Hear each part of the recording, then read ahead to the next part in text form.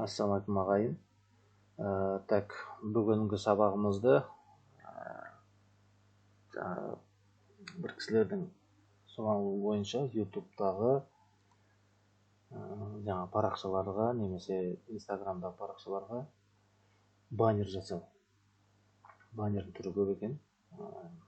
YouTube деп баннерді YouTube'ға терсеңіз неше түрлі варианттар шығады екен. Солардың ішінен бүгін мен маған тоқталғанды жөн көрдім.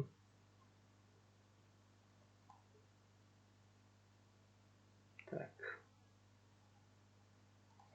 Мынандай күміс жазу немесе алтын жазуды қайтып жазуға болады.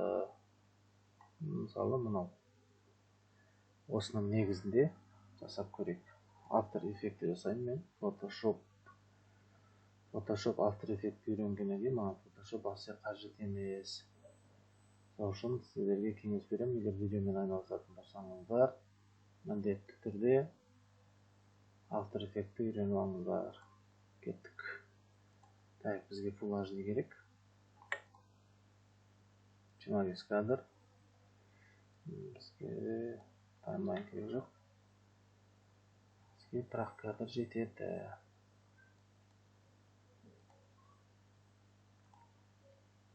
Так, бұл жерде не бар? Фон, текст, логотиптер.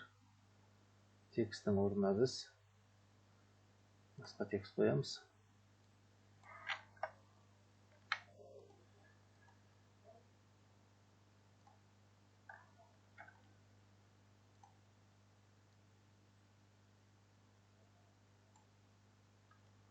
Мысалы, мынандай.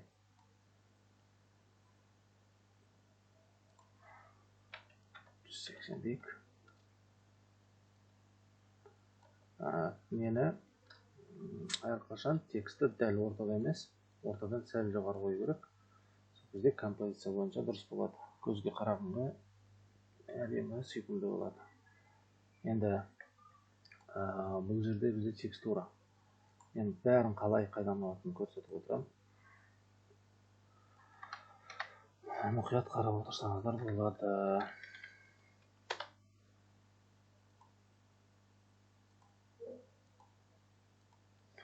Үлкен текстуралармен жұмыс істеген жақсы.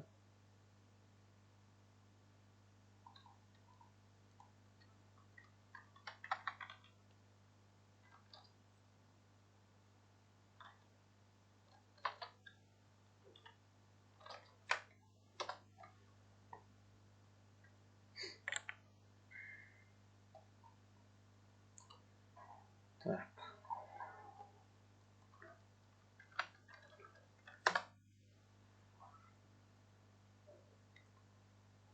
Background деп іздейік.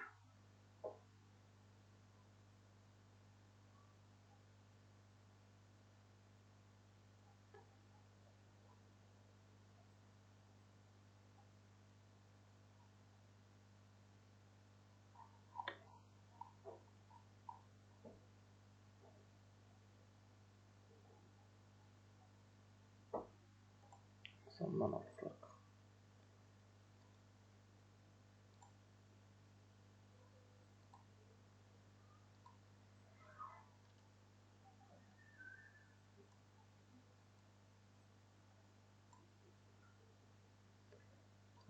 Енді бұны сәт реттейміз.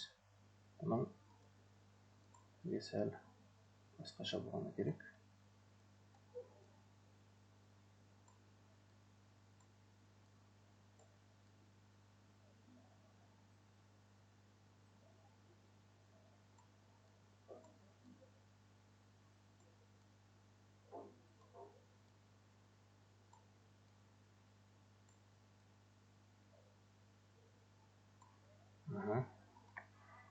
Таңсылы жазбай береміз да. Бізге сәл текстураны алып алсақ болды.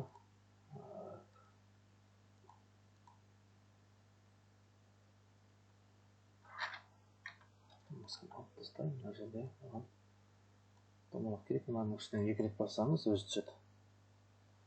Масканы екі рет басасыз, М-ді. масканың өзі шығады. Немесе мына жерден свойствоның ішіне кіріп масканың өзін табасыз.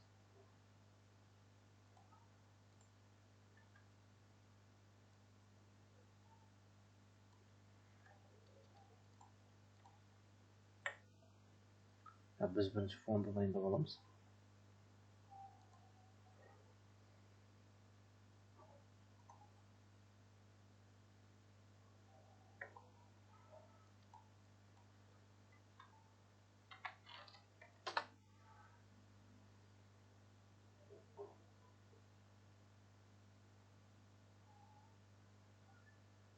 Текстура керек. Қызық текстура керек.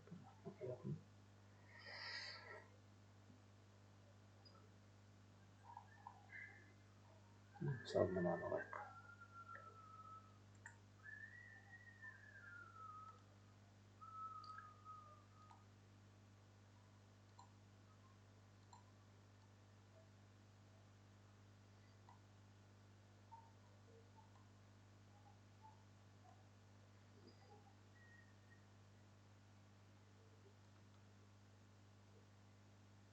Бізге астына сапасы кішкентай болса кішірейтеміз, қайталап қоямыз.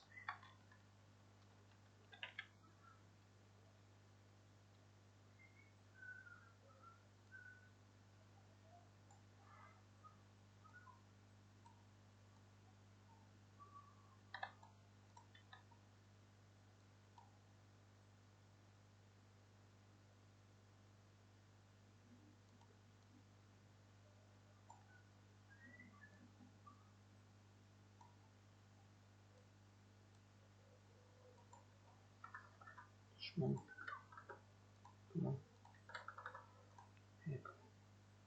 Осылай.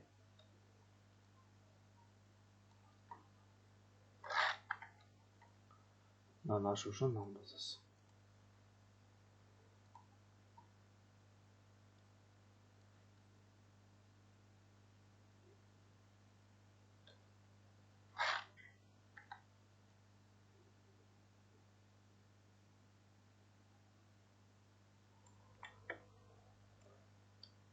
Арт жағында сәл бар екен деп тұрса болды. Осылай. Так, енді примерно фонды тоқтатайын. Мен енді текстке көшейін. Тексті мен былай жасаймын негізінде. Эффект, перспектива. Олар. Оны затты не береді? Қыр береді жаңағыдай. Бұны көп жазсаңыз да болады. Негізі эффектіні сәл аз ғана қолданған жақсы әрқашан.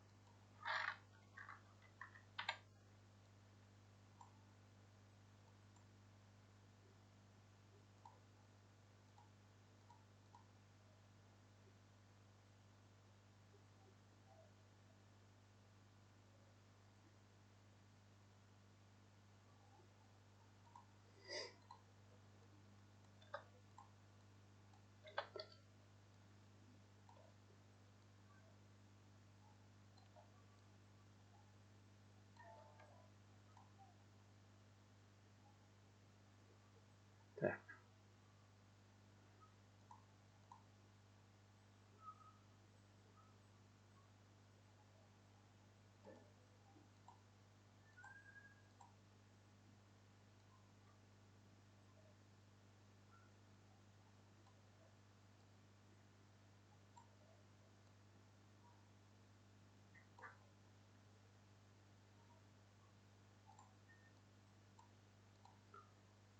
Бізге не керек еді? Арасында соны қарап қояйық. Мен мынандай жазу, мынандай эффект шығару керек.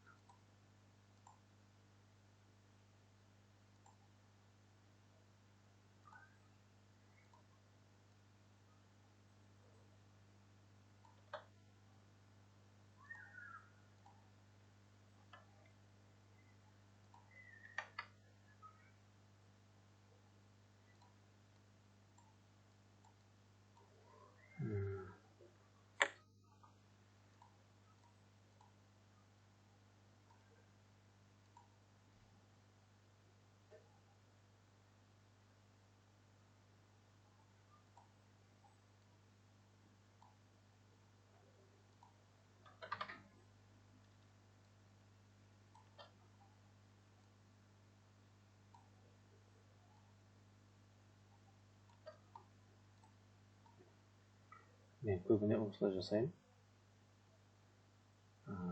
Көп жағдайда.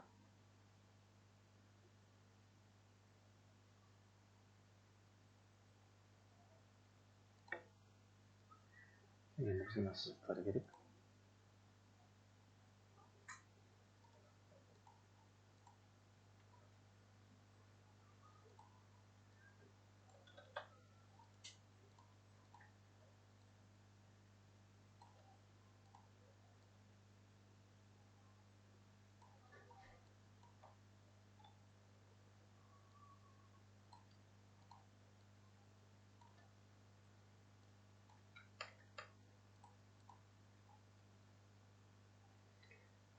Бұған да мысалы мынаның өзін алып копировать етіп қойса болады. Тура сол эффект сол жерде де болады. Сосын масканың өзін аламыз да Ctrl-D-ні бассақ дубликат болады. Дубликатын төмен қарай жылжыта саламыз.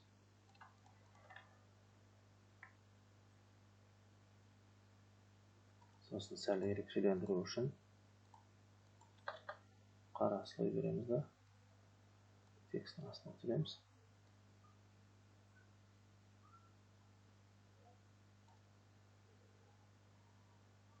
Осылай оған сәл прозрачность береміз. Осылай. Так.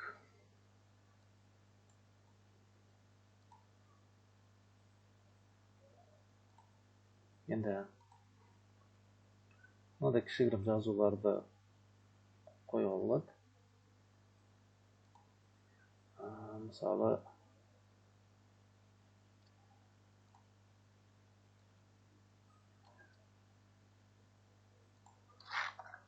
дубликат.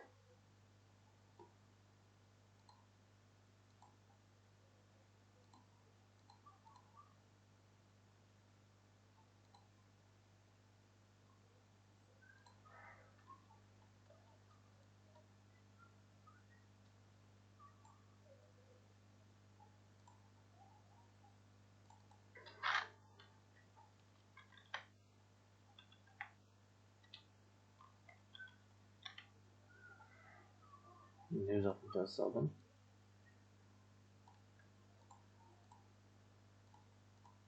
Мына жерге стримнің аты. Сосын мына жерге условно бүгінгі күнді жазып қоямын.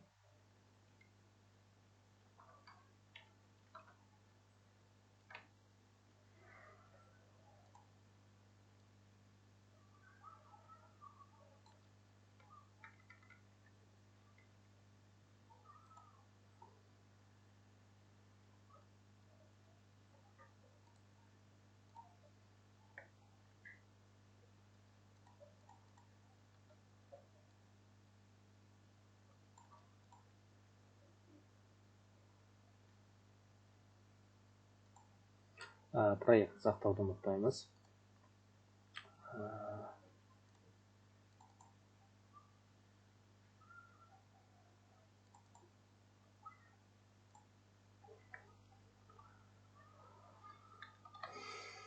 Күміс. Текст жазам, или хром деп жазсаңыз болады. Әр проектте өзің ат беріп тұрған жақсы, ертең іздегенде қатаспай табасыз. Сосын сақтаған кезде міндетті түрде ағылшынша жазу керек. Міндетті түрде соған дағдыланыңыздар. Сосын мына мүмкін интерфейстің бәрі ағылшынша болған жақсы. Өйткені көп сабақтың бәрі жалпы болашақта ағылшын тілі керек болады. Ағылшынша техниканың бәрі тілінің бәрі ағылшынша, сол себепті ағылшынша тексті бірден дағдыланып үйренген дұрыс. Енді мен астына қазір логотиптер қояйын деп тұрмын. Ол үшін бірден просто қайдан қалай алатын бәрін көрсеткім келген. Сол себепті алдын ала ештеңе дайындаған жоқпын. Instagram, Facebook.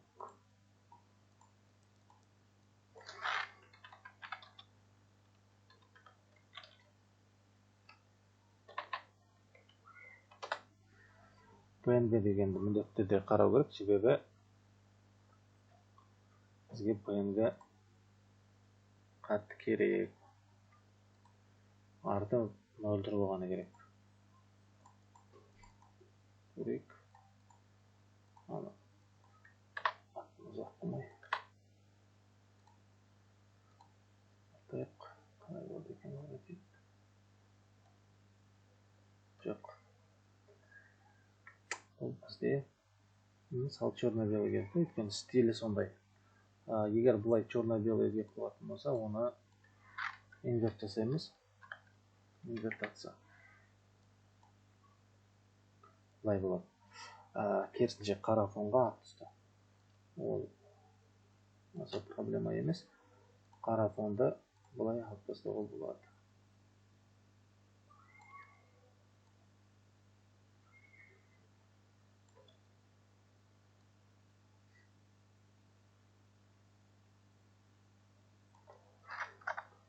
Ctrl-R бассаң, не шығады? Линейка шығады, сызғыш. Сол сызғышпен қолдансаңыздар да болады. Көбіне солай қолданамын. Келесіміз Facebook.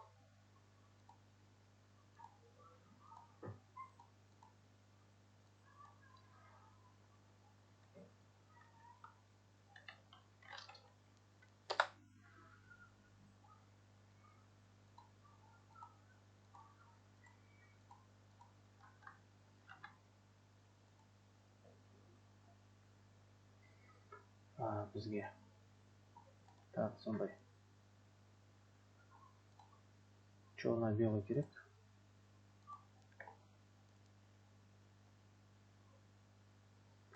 Мен черно-белый алып жатқан себебім стиль выдержанный болсын деп жатырмын. Көп жағдайда цветной суреттерді қоямыз деп адамдар картинканың түрін қашырады. Бағдаршам сияқты, светофор сияқты болады картинканың. Сол себепті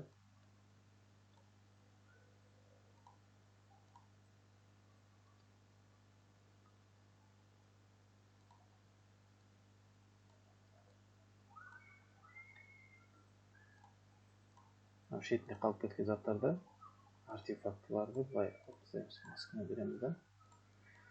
1-2 шаг жасай саламыз.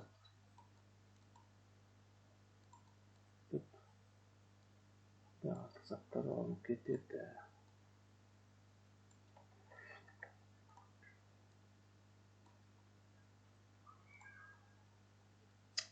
Мен қазір қалай қарапайым түрде және өте әдемі қылып жасауды көрсетіп жатырмын.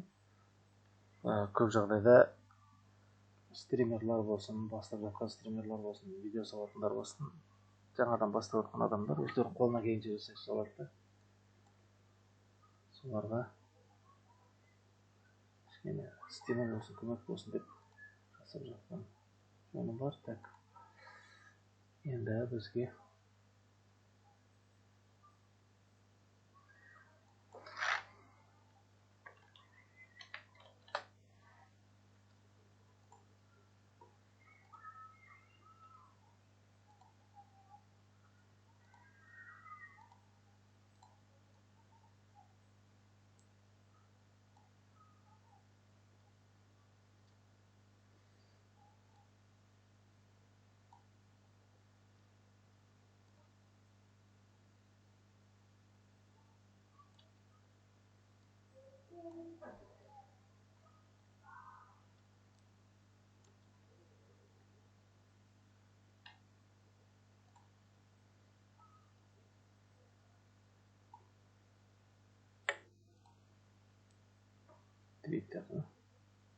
Twitter боласақ.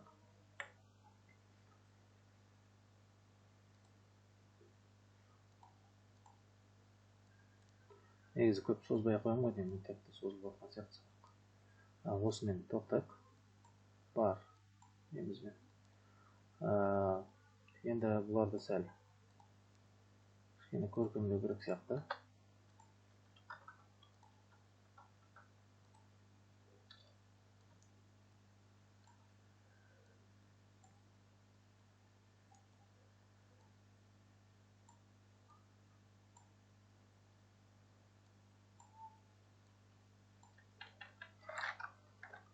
жай көркемдік инструмент ретінде қолданамыз. Көркемдік инструменттер.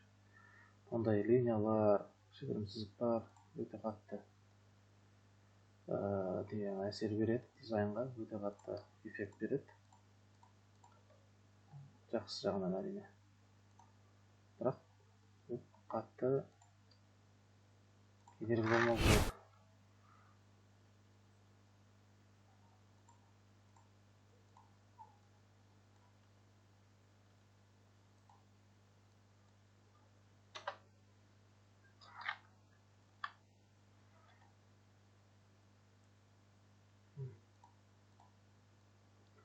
Клишті алып тастамаса екеуі бірдей кетіп екен. Кетіппін, так. Енді мына жерге қараңдар, біз неге мына жағына жаздық, өйткені мына жаққа тағы да бір текст қосам десең де, қоспасаң да болады, себебі біз мына жағымен теңестіріп симметриялық дизайн деп атайды, бір шетіне қарай жиналған дизайн жасап жатырмыз. Мынаны да мына жаққа қойсақ болады, бірақ сәл тепе-тең сақтау үшін кішкене оң жаққа жібердік. Ол композицияның тәртібіне байланысты солай болып отыр. Так, енді мен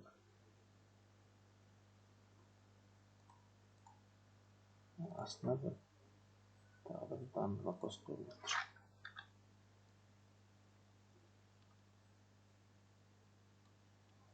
Бүкіл эффектіміздің бәрін біздің жоғары жақта алып кетті, сол үшін оның бәрін түсіреміз астына бірге.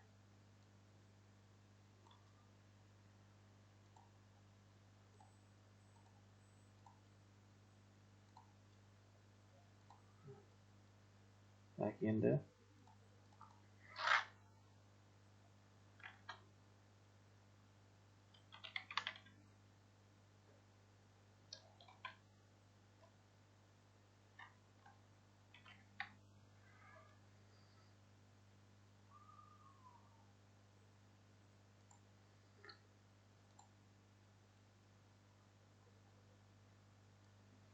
қазақ арт немесе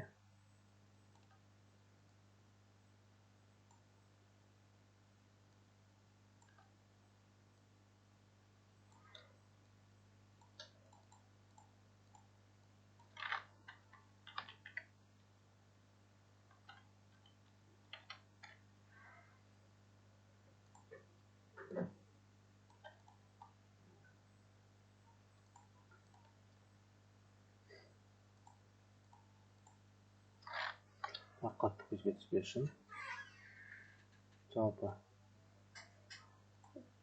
основной картинкаға кедергі жасамас үшін бұны кішкене прозрачность бердім. 45% жетеді. Енді осылай қалдырсақ та болады, бірақ тағы бір-екі нюанс қосуға болады. Онда қосып кетейін.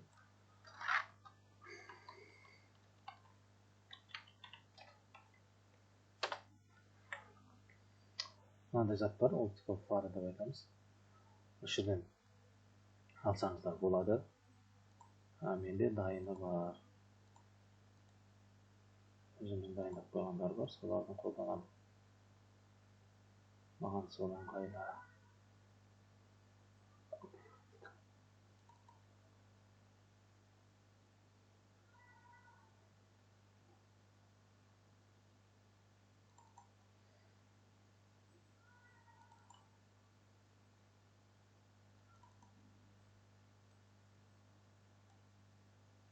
Қап-қара болып түседі, оны тағы да жаңағыдай әк арқылы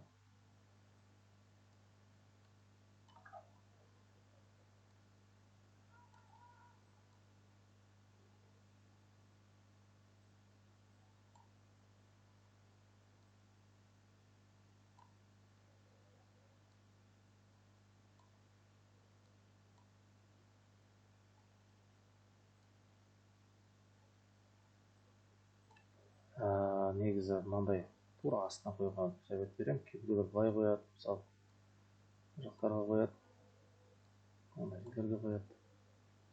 Маған аса ұнамайды, мен көбіне астына қоюға, акцентті астынан керек еді. майды берген.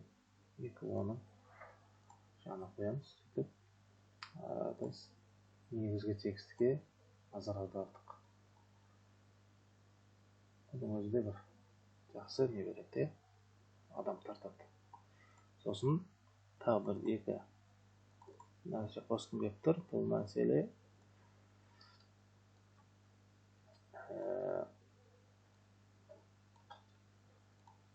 түсіндірейін. Үстіне қойдым, үстіне қоям. Өйткені үстіне бір жарық түсіп тұрған сияқты. Әсер қалдырсын деп. Осымен бүгінгі сабақ аяқталды деп ойлаймын, өйткені созылып бара жатыр. Тағы да сұрақтарыңыз болса жазасыздар ғой.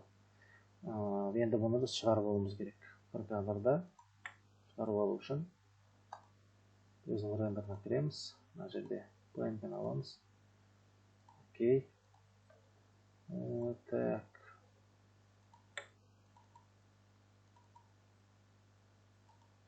Әрқашан дайын деген папка создавать етіп жүремін мен. Өйткені шетке материалдар түсетін болса, материалдар көбейіп кететін болса, таппай қаласыз. Chrome или күміс болады. Chrome render. Бітті. Біздің картинкамыз дайын. Енді бұны қолдана беруге болады. Мысалы, рабочий столға. Бұны қойсаңыз, әп-әдемі сапасын бәрі мықты. Осылай стримдардың атын жазуға болады, артына стримнен бір картинкалар қоюға болады.